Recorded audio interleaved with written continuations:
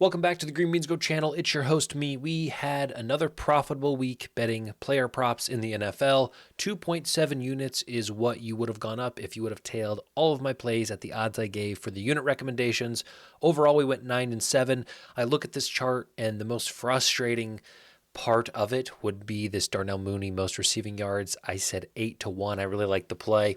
He was like 11 yards off of that, and London led it with 55 yards. So it was very reasonable for Mooney to have gotten that, but that game was ugly with the Falcons losing 30-0.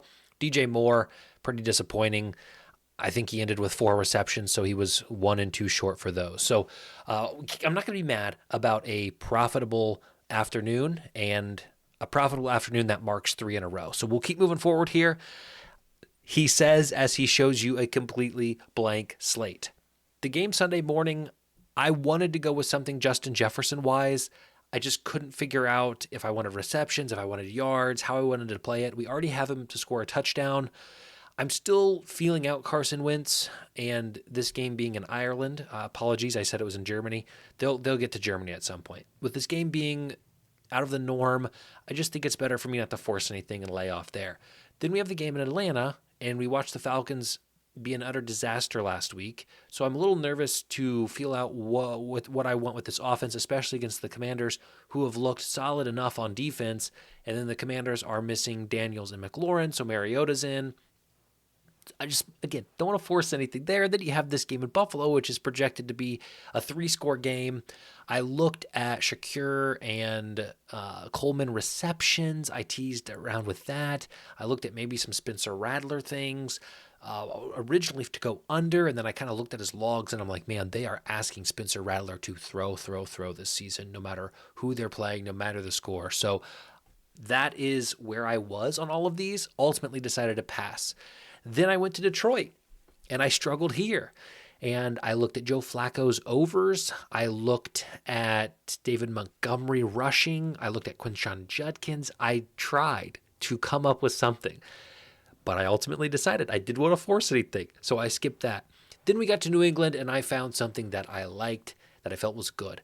Trevion Henderson, over 36.5 rushing yards for a full unit. I think Ramondre Stevenson's disastrous week last week will be a final straw, and I think Henderson will come out early in this game and lead this game as the main back, and I think he's going to run angry and run hungry. So that's a very reasonable line, 36.5. I think against Carolina, I want to say that this is a little too low. We'll see what happens. I'm kind of basing it on the narrative that I think Henderson gets more action than he's gotten yet this season. So we'll lock that in as our first play, and then we'll go down to Jackson Dart, a guy who was slinging it all college, a guy who knows he has a long runway, with Dable saying this week that Jackson Dart will start for the rest of the year. When you come out and say that, at first I was like, don't say something so ridiculous. But then I thought about it, and I thought, it would, if I'm Jackson Dart, that gives me confidence that if I screw up this game, my job is not on the line. I have an open field of daisies, and if I step on a few, there's more down there that I can pick and take to my wife, is the analogy that I'm choosing to use right now. So I think Jackson Dart comes out. I think he slings the ball against a strong defense. I think they turn him loose. I think the Chargers do well to have a lead most of this game, which means that Jackson Dart has to get active. I think that total's too low. We'll take him over 186 passing yards. Game in Tampa Bay, I looked a little bit at A.J. Brown receptions and yards. I wanted Sterling Shepard yards or lines, but with Chris Godwin being still questionable, we're not getting anything there. Unfortunately, on any book, I couldn't find anything Sterling Shepard. So I can't give you an official recommendation with that.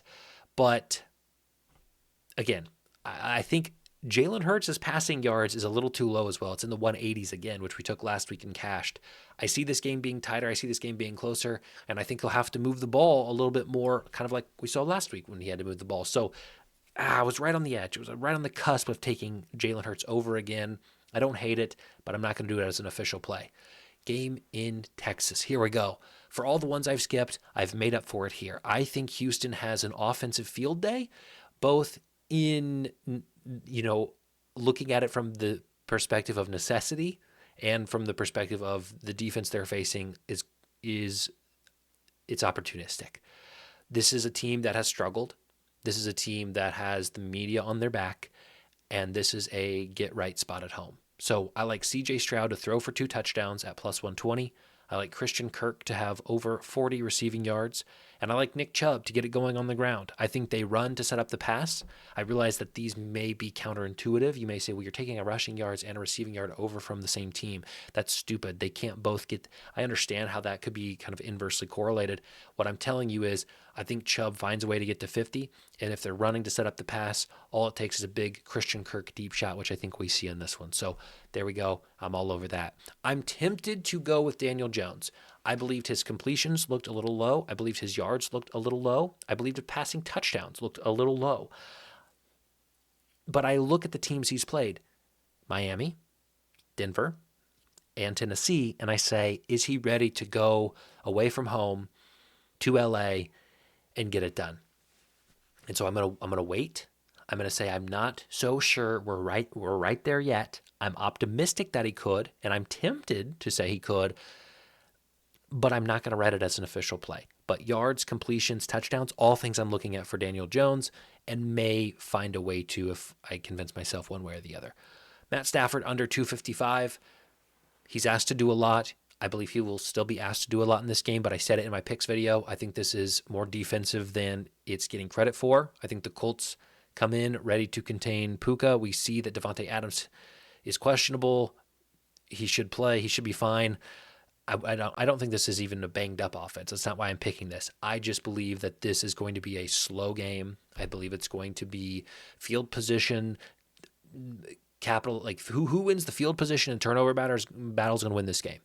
And I'm just thinking 255 is a hard number to touch, especially when the Colts have weapons on the offensive side to run the ball, to kill the clock. Jonathan Taylor's rushing attempts is at 19.5 or 20.5, highest on the slate by far. So they're projecting him to have a big workload, and that means less opportunities for Matthew Stafford. So unfortunately, this line was on MGM, and I could only get $8 on it. So that's why you see the 0.8 there. Skipping the game in San Francisco, outside of injuries, I talked about it all week. Just these two teams in this spot, I just think it's going to be an ugly game. Game in Kansas City, I like Kareem Hunt to get some more action. We've seen a small uptick in his usage.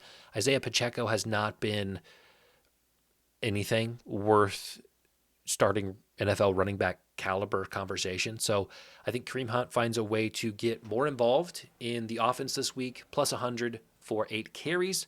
And then I like Trey Tucker. We talked about him for touchdowns, over 41.5, 41.4 receiving yards at a unit for minus 110. This Bears defense is vulnerable. This is one of, if not Geno Smith's favorite target on the team. So I'll keep riding that train. And then our Sunday night and then 2 Monday night games. Nothing for the Monday night games. For Sunday night, I like Jordan Love to have 20 completions, and I like Dontavian Wicks 40 receiving yards. I believe that they will dominate through the air, as every other team this season has dominated the Cowboys through the air. This will be a game they will be eager to come in and perform well after last week. Just kind of clear that from their mind, clear that from the media. If they can blow out the Cowboys, everybody's going to forget about the Browns. Game in Miami, Justin Fields looks to be back. I'm going to skip it, avoid it. I just don't see anything worth playing there. And then game in Denver, we saw the Bengals get crushed last week and have no offensive rhythm at all, so that makes me nervous on the road, prime time, to try to force something and find something. And Denver has not looked themselves this year either. Sort of been consistent. Two losses. Played good teams. I think it is a good get right spot. I think Bo Nix could have a good game, but no official plays there. So that's what we have for official plays this week. It's a little smaller, but let's see how many. 1, 2, 3, 4, 5, 6, 7, 8, 9, 10. Okay, so we've had, I think, between 15, 16, so it's 25% smaller. Here's what I'll tell you. You want to watch my mainline picks? That video's out. Touchdown picks, obviously that video's out. I have been stewing on a video I'm really excited about. That I need to work on. So I have a video for Saturday that will 100% be released tomorrow about comparing OddsJam, Avo, Odds View, and Smart Stake. That will come out, and then Sunday I don't know. I got another video. I don't want to put it out Sunday because people are gonna be watching football. It's not a great day to be like, hey, you watch this thing. So just understand there are more videos to come, not necessarily picks related, but just things within this industry that have caught my attention. So stay tuned for that if that's interesting to you, and we will see you tomorrow.